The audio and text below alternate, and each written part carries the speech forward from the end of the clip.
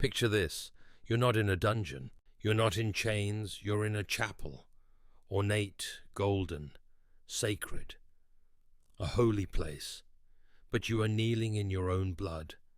Your wrists are raw from the cords biting into your skin.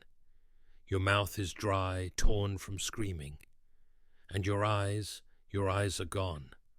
The world is only heat and shadow now. Flickers of movement you can no longer follow, voices you can't place, pain that doesn't end. The floor beneath you is cold marble, soaked with sweat and old incense. Somewhere above you, a mosaic of Christ Pantocrator watches in silence, arms raised in judgment or indifference. You will never see him again. Around you the monks chant. They do not pray for you. They chant to drown out the sound of your whimpers. They raise their voices as metal clinks against metal, preparing the second blade, the one they will heat next, the one they will press between your thighs. They say this is necessary. They say it is mercy. They say a blind man cannot rule. They say a eunuch has no claim. They say mutilation is the cleanest way to kill a dynasty, because your blood is imperial. And in this empire, that alone makes you dangerous. You were born in the purple. You were crowned in your cradle. You wore silk before you could walk, and now they will cut from you every symbol of power you once held. They will blind you not only in the flesh, but in memory. They will erase your name from the coin, your face from the fresco, your future from the line of succession. This is not vengeance. This is strategy. This is how empires make orphans of their own children. They whisper that your mother gave the order, that behind the veil and the jeweled diadem, her hand signed the decree, that she chose power over flesh, the crown over the cradle, survival over you. But you are still breathing, and when they drag you back to the monastery, blind and emptied, when the bells toll for evening prayer and the candles burn low, they will think they have ended your story. They are wrong, because one day you will return, and one day you will wear a crown again.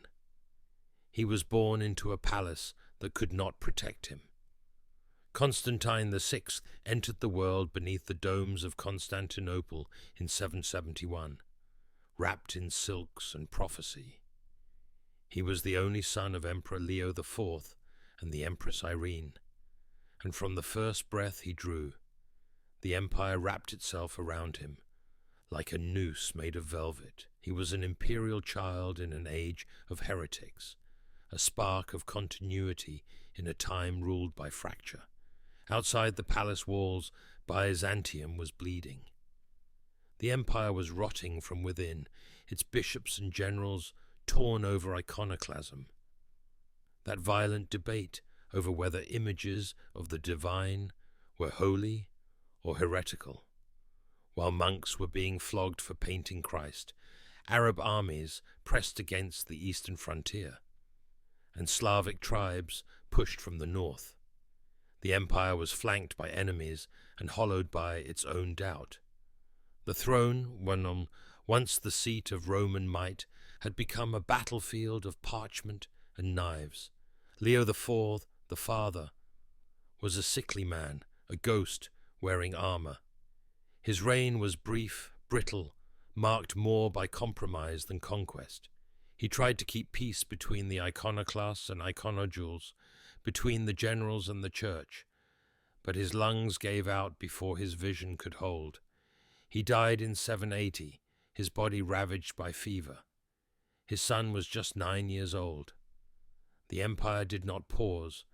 Within days, the boy was crowned emperor in the Hagia Sophia, his small hands barely able to grip the scepter, his voice still high with youth. The people cheered for continuity, not for the child. They wanted reassurance that Rome still breathed. But it was not Constantine who would rule. It was the woman behind him, cloaked in gold, eyes like polished obsidian, who held the reins. Irene. Athena-born, silk-draped, and colder than marble, she stepped into power as regent. She spoke with the voice of a mother, but ruled with the mind of a general. Her love was ceremony, her loyalty was strategy. She sat on the imperial throne beside her son, not beneath him. The empire had two rulers, but only one hand wrote the laws. To the court she was a guardian. To the army, a woman holding a sword meant for a man. To the boy emperor, she was both protector and cage. Every decree bore his name, but her seal. Every decision was made in his name, but her voice delivered it. As the years passed, the empire watched Constantine grow in shadow. He was the emperor, yes, but his mother ruled as if she never planned to let go. He watched her reflection more than her face.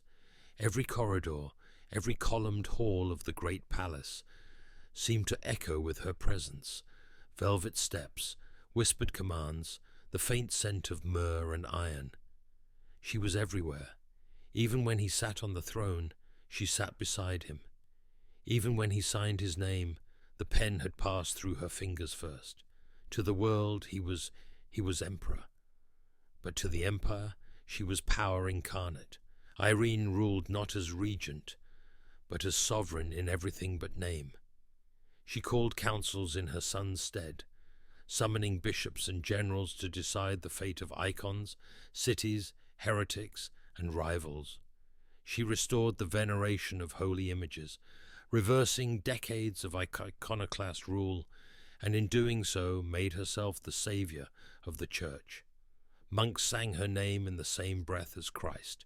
She clothed herself in sanctity, draping her authority in divine favor, and when the priests knelt, they knelt for her. But empires don't forgive delay, and sons do not forget being silenced. Constantine grew taller, older, and hungrier for his own voice. Whispers in the court turned into murmurs of rebellion, soft hands guiding him toward resistance. He was no longer a child.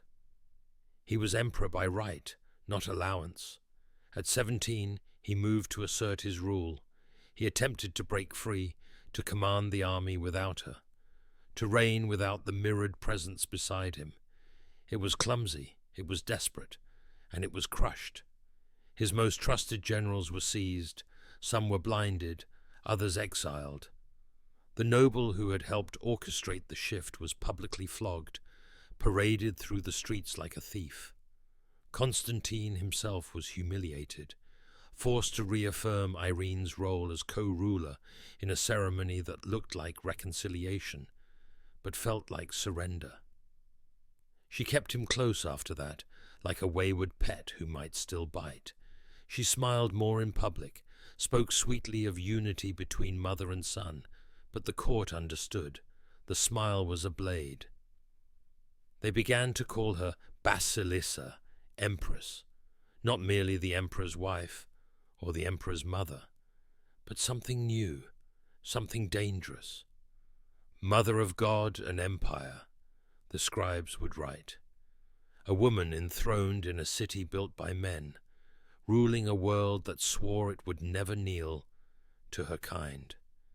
But she made them kneel, not through seduction nor through charm, but through calculation, through piety, through the slow erosion of resistance.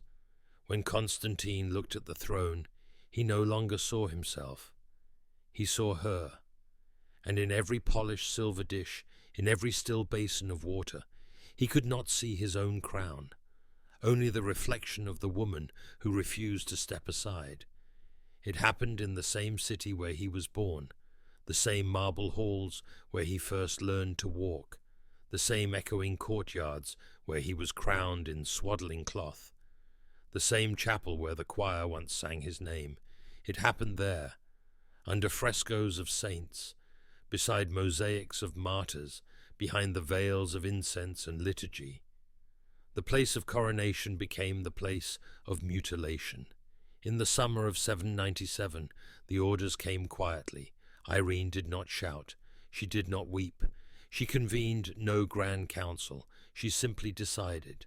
Her son had become inconvenient, and in Byzantium there are no former emperors, only rulers and threats. They came for him at night, no grand procession, no royal accusation, just the creak of sandals and the rattle of keys. Monks escorted by soldiers, faces masked with incense smoke and quiet dread. He was dragged from his bed in the palace, still dressed in silk, still wearing the ring his father had given him. He shouted for mercy, for dignity, for his mother, but she did not come. They bound his wrists, they held his head. The chapel walls absorbed the first scream. His eyes were taken first. Some say they used irons, heated until they glowed, then pressed into his face until the white turned to red. Others say they used knives that they cut carefully to avoid the brain, that a surgeon supervised the butchery. The sources differ, but all agree. When it was done, he would never see light again. Some chroniclers go further, whispering that it didn't stop with blindness, that the blade moved lower, that in some dark chamber his manhood was cut from him, silently, surgically, ceremonially. Castration was not just punishment, it was annihilation. A man could survive wounds, but an emperor without heirs was a dead branch on the imperial tree. It meant his bloodline ended with him. Blinding made him unfit to rule. Castration made sure he never returned, and in Byzantium that was the point. Mutilation was more than cruelty. It was politics, carved into flesh. When it was over, his body was limp, his face bandaged, his mouth quiet. They carried him through the city, not as a prince, not as a prisoner, but as something else, a ruin, a reminder. They dressed it as piety, cloaked it in prayer. The monks said he had been sent to repent, but repentance had not taken his eyes, it had not carved him open. He was sent to a monastery, exiled from the city of his birth, buried in silence. There were no processions, no tomb, no final speech. For most of the empire, Constantine VI simply ceased to exist. He was the emperor who vanished. A name scratched from the list, a shadow that flickered once beneath the great dome and then was gone. And above it all, on the throne of Constantinople, Irene sat alone. The first woman to rule the empire in her own right. Her son had no eyes, no sons, no voice. He had been erased. She had won everything. And yet the silence was louder than any triumph. For the first time in Roman history, a woman sat alone upon the imperial throne, not as mother, not as regent, not as wife, but as emperor, not empress, not consort. Irene declared herself Basileus, a title used only by men. She rewrote the lexicon of power with the stroke of her own pen. In the great palace, her image was minted on coins beside Christ, her name embroidered in gold on imperial robes. She signed decrees not as mother of the emperor, but as emperor herself.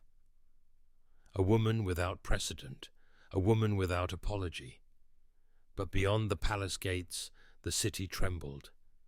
The aristocracy, bound by tradition and swollen with entitlement, recoiled at the sight of a woman holding absolute power. The generals, bloodied on distant frontiers, whispered of illegitimacy and sacrilege. Some said it was unnatural.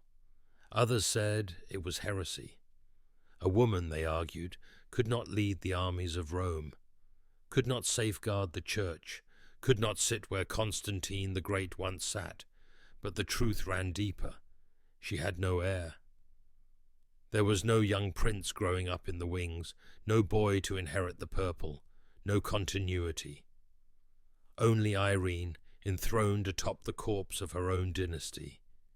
In removing her son, she had also severed her future. Byzantium, already anxious and fractious, now saw a throne with no tomorrow, and the West noticed. In Rome, Pope Leo III watched closely. He had long resented Byzantine influence, long chafed under the weight of Eastern claim to divine authority, and now, with a woman ruling the empire, with no man to carry the imperial line, he found his opportunity. In the year 800, on Christmas Day, as choirs sang and incense choked the air, the Pope placed a crown upon the head of Charlemagne, the Frankish king, and named him Emperor of the Romans, not of the Franks, of the Romans.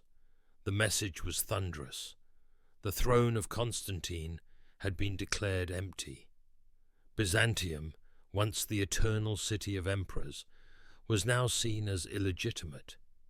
And Irene, for all her brilliance and cruelty and strength, was seen not as a sovereign, but as a vacancy. It was the final insult, a coronation meant to erase her.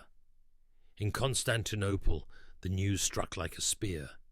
The church fumed, the palace scrambled.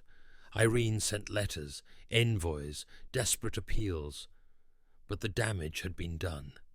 Her rule no longer commanded awe, it invited ridicule.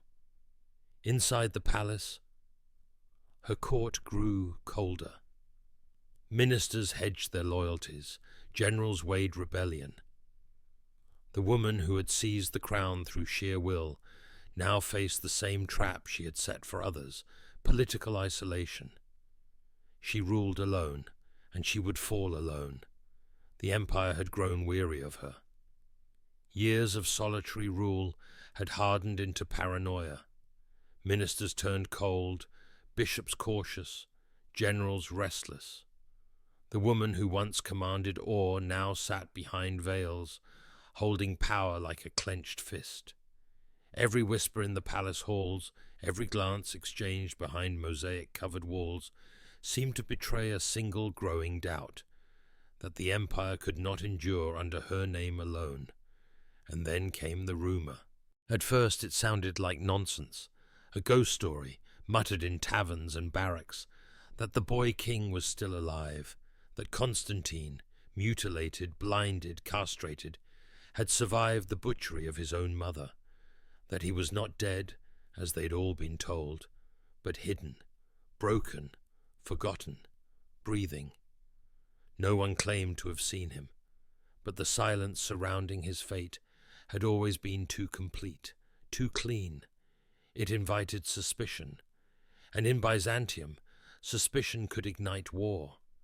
The whispers grew into murmurs, the murmurs into meetings. In shadowed courtyards and smoky banquet halls, factions began to form. Nobles disgusted by a ruler without a bloodline, generals shamed by defeat in the West, monks who still called Constantine emperor in secret prayers. They wanted restoration. Not because they believed in the prince, but because they had lost faith in the empress. And one day the rumor took shape. Constantine returned. No one could agree how.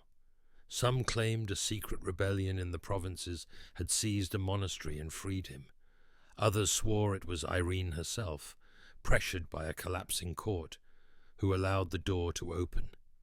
But what mattered was that he appeared, not in splendor, not in ceremony, but in silence, blind, shuffling. Wearing rough cloth and scars, he entered the palace through a side gate. No trumpets, no procession.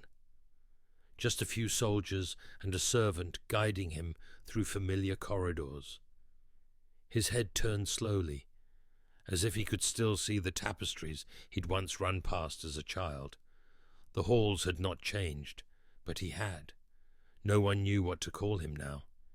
He was emperor by blood, but not by body. He had been erased, yet now stood, barely, before them. His voice was softer, his back hunched. The aura of divinity once granted to Byzantine rulers had fled from his frame, and yet he was there, and presence in Byzantium is power. For a brief, impossible moment the future flickered. Would the broken prince be crowned again?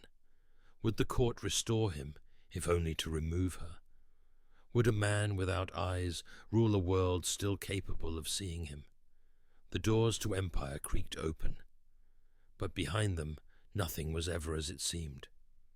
The coronation was quiet, no golden chariots, no thundering acclamations in the hippodrome, just a gathering of men who had grown tired of Irene, generals in stiff cloaks, senators with folded hands, priests whose eyes looked past the blind emperor and toward heaven, as if to justify what they were doing.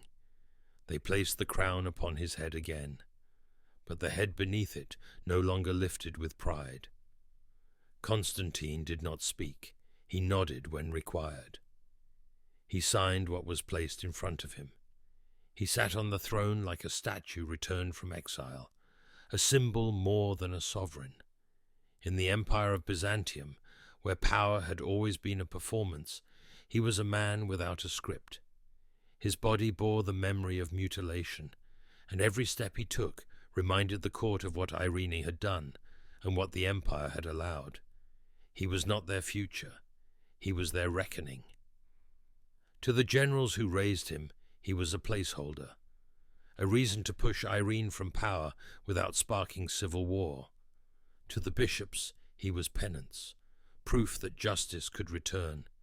To the people, he was a rumor made flesh, an imperial ghost walking the halls of a city too ashamed to look him in the face. He ruled, technically, but no one feared him, no one deferred to him. Decisions were made in his name, but not by his will. Ministers passed messages as if he were deaf as well as blind. His presence filled the throne room, but his authority did not. There were no reforms, no proclamations, no bold return of imperial vision.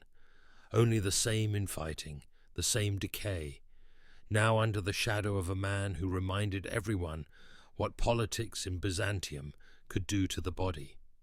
The court fractured again. Irene, though banished from the palace, still held loyalty in the wings. Some whispered that she might return. Others planned to remove both mother and son, cleansing the palace entirely. Each faction saw Constantine as both shield and obstacle, useful but temporary, revered in theory, expendable in practice. His second reign lasted barely a season.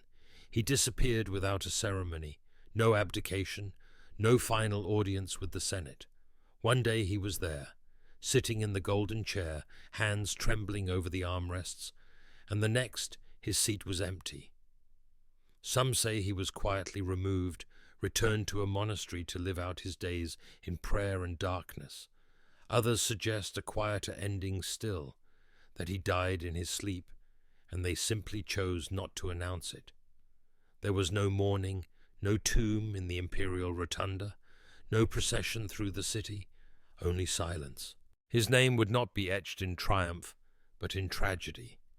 A boy emperor blinded by his own mother, a symbol resurrected and then discarded, a ruler twice crowned and twice erased. The throne he reclaimed had already forgotten him. The city he loved had already turned its gaze elsewhere. And so Constantine vanished again. This time for good, but history remembered, not his laws, not his reign. His wounds, power in Byzantium, was never only about who ruled. It was about who was remembered. After Constantine vanished from the throne, Irene re-emerged briefly, cautiously, attempting once again to clutch the empire in her hands. But her grip had weakened. The army distrusted her. The court resented her, and in 802, just 5 years after she had ordered her son's mutilation, she was overthrown in her turn. Not by a sword, but by silence. Her own finance minister rose against her. There was no final stand, no loyalist rebellion, just doors closed to her, and then locked. She was exiled to Lesbos, alone, forgotten, and poor. She died there, once the most powerful woman in the world, now buried in obscurity. Some said she died spinning thread to survive. Others whispered she went mad, reliving the moment her son screamed beneath the blindfold. But Constantine, he had vanished again, quietly, without honor, without even a date of death recorded in the official rolls. Some said he died in his cell, body wasting away in monastic stillness. Others claimed he was poisoned, suffocated, or simply allowed to fade. There were no mourners, no eulogies, not even a tombstone the empire could point to and say, "Here lies a Caesar." His name was erased. Byzantine chronicles, written under new emperors eager to restore legitimacy, skimmed over his reign, or omitted it entirely. Coins bearing his face were melted. Documents signed in his name were discarded. His titles, once spoken in golden halls, were now spoken only in rumors. But some memories don't die. They go underground, in the quarters of monks and scribes, in the whispers of servants who had once dressed him. The story endured. A boy emperor, crowned in purple and then butchered by his own blood. A prince blinded in a chapel beneath the image of Christ.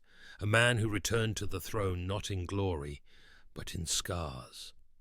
A ruler who sat upon a seat that no longer saw him.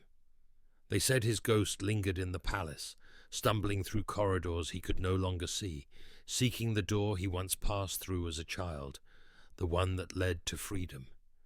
They said no emperor ever again felt truly safe in that place, that the walls remembered what had been done. And so Constantine the passed from history into legend, not a conqueror, not a builder of cities, but a caution. He became a symbol, not of failure, but of what it cost to survive empire. The boy who ruled was broken, and ruled again. The emperor who, though blinded, forced an empire to look at itself, however briefly, however shamefully. He should have disappeared. He was supposed to be erased. But you cannot kill a story born in blood. You cannot blind a memory that never stops watching. In Byzantium, the flesh was never enough. Empires were not built on bodies, but on illusions, robes, relics, mosaics, the echo of a name shouted by 1,000 mouths. And yet, no matter how golden the throne, it always trembled before the body it tried to silence. Because in this world, to suffer publicly was to become immortal. Pain carved memory deeper than triumph. You can blind a man, you can cut away the future from between his legs. You can dress it in religion, call it mercy, bury it in incense and ritual. You can exile him, erase his face from coins, strip his name from scrolls. You can pretend he never ruled, never bled, never screamed in that chapel beneath painted saints. And still he returns, not as a man, not as a monarch, but as a shadow that stains the empire. Constantine's life is not measured in victories or campaigns. It is measured in what they did to him and what he survived. He became a mirror, held up to a world that claimed divinity while practicing cruelty. A child crowned in purple, betrayed by blood, shattered, and then propped back up to sit again on a throne made of ash and regret. They crowned him because they feared what he represented if left to rot. They uncrowned him again because even a mutilated king could still command a room simply by breathing. He left no sons, no statues, no triumphal arches. Only the memory of a boy dragged from the altar and broken under gold. And yet, in every dark corridor of the palace, in every flickering candle of monastic prayer, his story lingered, not as a warning, not even as a tragedy, but as a truth. That power cannot kill what it fears, that pain does not erase presence, that even silence speaks, louder than trumpets. In the empire of shadows, even a broken boy can be king.